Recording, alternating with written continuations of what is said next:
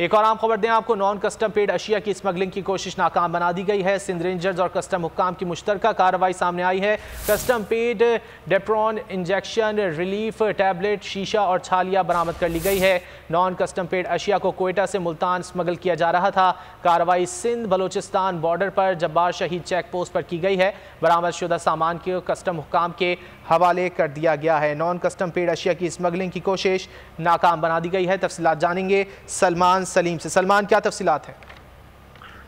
जी देखिए, पाकिस्तान रेंजर्स सिंध और कस्टम हुक्काम की मुश्तरका कार्रवाई नॉन कस्टम पेड अशिया की स्मगलिंग को एक बार फिर नाकाम बना दिया गया। कार्रवाई इंटेलिजेंस बेस पर जिला जैकबाबाद में सिंध और बलूचिस्तान के बॉर्डर पर वाक़ अब्दुल जब्बार शहीद चेक पोस्ट पर की गई, जबकि नॉन कस्टम पेड अशिया को कोयटा से मुल्तान स्मगल किया जा रहा था।